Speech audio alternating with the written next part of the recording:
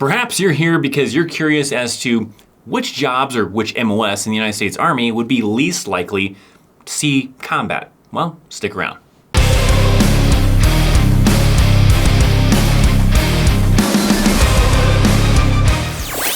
What's up, my friends? Welcome to an all-new video. I'm U.S. Army veteran ThatChrisChaos, and in today's video, we're gonna be talking about the MOSs or the jobs in the United States Army that are probably least likely to see combat or be in a combat situation when they're deployed to a combat zone. Before we dive into the content though, thank you so much to Ridge for sponsoring this video. This video is brought to you by the Ridge wallet. It's light, sleek, industrial, doesn't fold or create an uncomfortable bulge in your back pocket, and it holds up to 12 cards, plus room for cash on the back with either money clip or a strap. It comes in over 30 colors to include carbon fiber and burnt titanium. Currently, I am rocking the cool camo design. If you're rough on wallets, well, don't worry, because it's made of a very durable material that also includes RFID blocking technology and a lifetime warranty. You could easily just buy one wallet and be set for the rest of your life.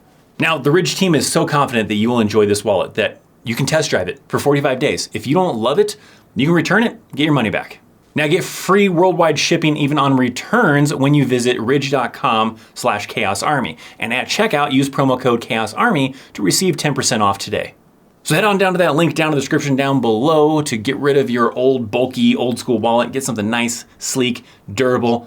It's awesome. This is the link down below. So now let's kind of dive into some of the MOSs that are least likely. Now, just like I did with that previous video, with the MOSs that are most likely, right? Any MOS has the potential of seeing some form of combat or some kind of, action where they have to engage the enemy of some sort. The ones I'm gonna be listing here are just kind of lower on the chances. Your odds of seeing combat are lower. Not impossible, but lower. And I'm not gonna be listing every single MOS in the United States Army. So if I don't list it, then it just means I didn't get to it, all right? It doesn't mean that, they're higher or I didn't care about them or they're, less likely, whatever the case is. Because some people, maybe it was their MOS or whatever, took offense to certain MOSs that weren't listed in that previous video for ones that are more likely to see combat. But just beware, I'm not gonna be listing every single MOS.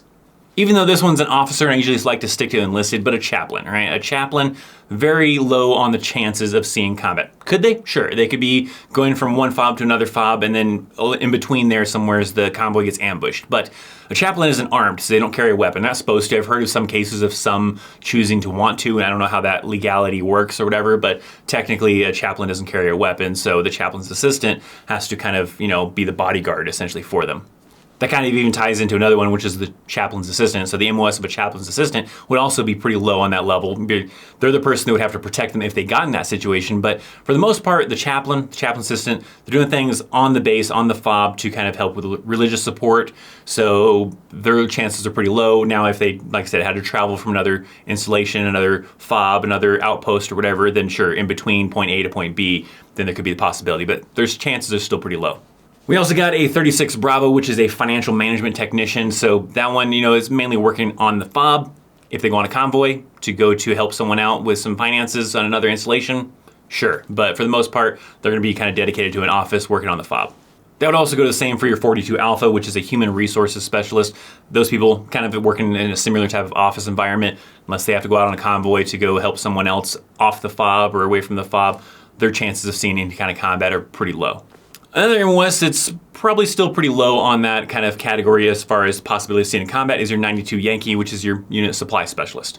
These individuals are commonly working in a supply room, right? You have usually on the fob a supply room that has like pens, pencils, uniforms, boots, different supplies that are common that soldiers might need to just get through daily tasks or certain other kind of things in their deployment or day-to-day operations. So their primary job is going to be working in that kind of supply room. You might have sometimes where they have to go from one end of the fob to the other end of the fob, maybe to pick up more supplies to bring back to their supply room. Occasionally maybe go outside the fob, but a lot of times that comes from like log packs or other supply runs. They're coming to pick that stuff up from somewhere else to bring them to the fob, and then they receive them from there. But they could potentially go outside the wire, but it's more commonly that they're going to just be working in the supply room. Another MOS that has a very low chance of seeing any kind of combat is your 92 Gulf or your Culinary Specialist. These are your cooks, these are your individuals working in the DFAC and everything like that. There are some opportunities where they could find themselves in a combat situation, but again, the chances are gonna be pretty low still. Their primary day-to-day job is preparing food inside the DFAC. They usually have a lot of civilians that work in the DFAC as well. So the civilians are usually more focused on like the cleaning and, maybe serving food sometimes and washing dishes and different things like that, while the actual Army side of it or the military side of it is actually more focused on cooking and preparing the food. Because they have to cook more than just the food for the DFAC. They usually have to also cook up what are called mermites. They have to cook up the food so they can go out on log packs to take them out to those other people for, the more remote FOBs or more remote kind of like cops or whatever you want to kind of call them that are kind of located outside of that main installation.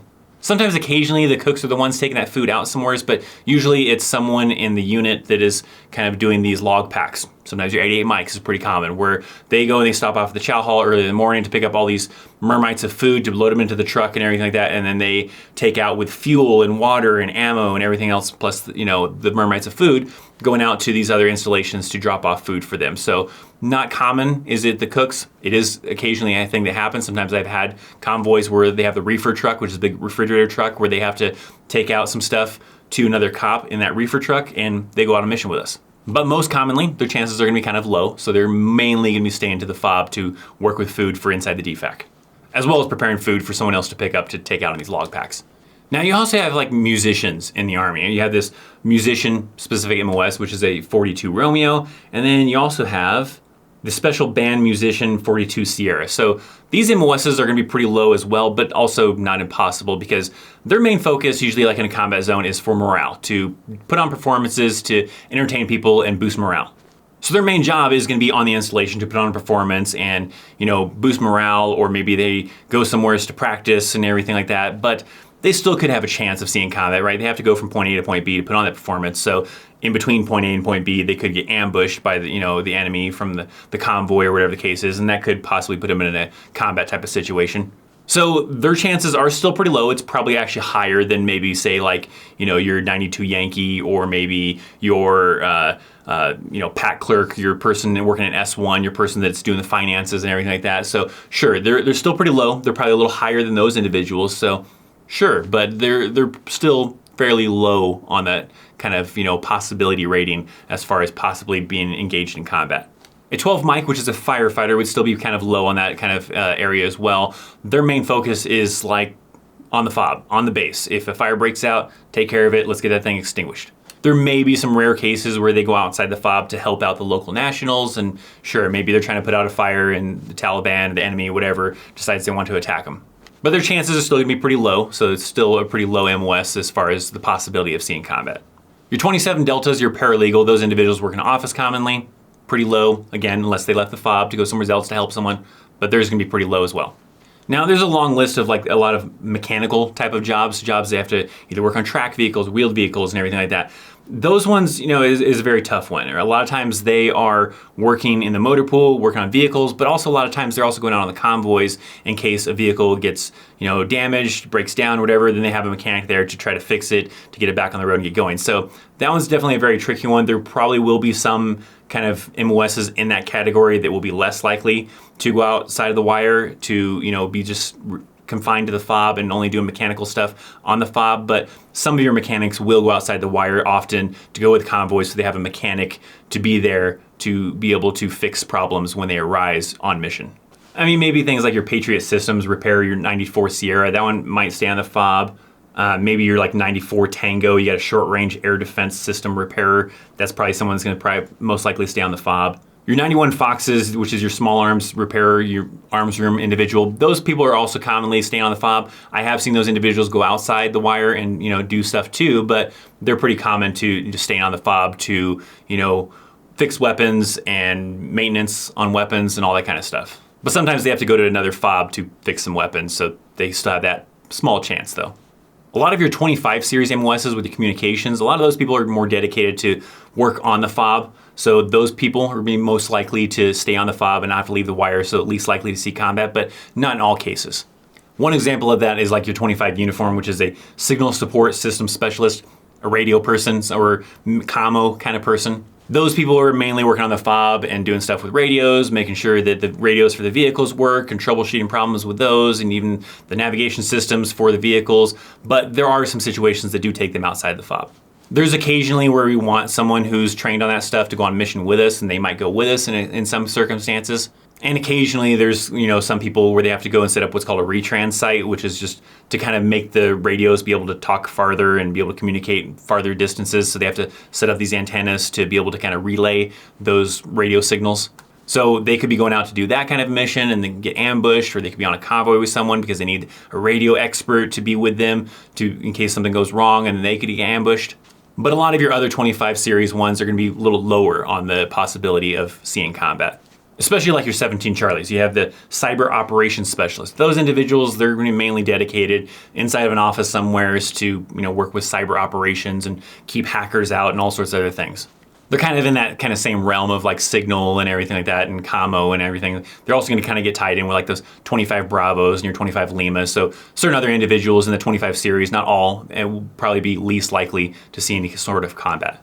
A lot of you like your 68 series MOSs are going to be pretty low on that kind of probability one, with the exception of like a 68 Whiskey like I talked about, and maybe a couple other ones. But things like, your 68 Tango, that's a animal care specialist. You're mainly probably working on the fob or whatever for maybe like the police dogs and those kind of things. And maybe once in a great while have to go on a convoy to go outside the fob, but your probably main focus is going to be on the fob. I mean, you have a lot of MOSs in the 68 series. I mean, you have a 68 Alpha biomedical equipment specialist, probably not going to go outside the fob. You got a cardiovascular specialist, a 68 November.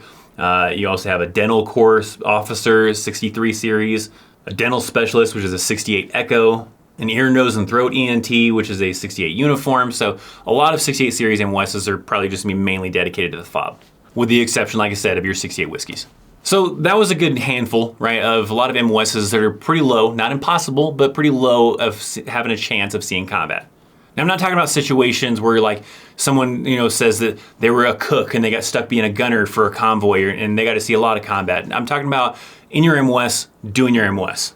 If you get tasked out to do something outside of your MOS, then sure, then that definitely throws a wrench in the whole equation and changes things up a lot. Now, if you're specifically in one of these MOSs and actually doing your MOS, then that's where it comes down to being pretty low of your chances of seeing combat. Not impossible, but pretty low.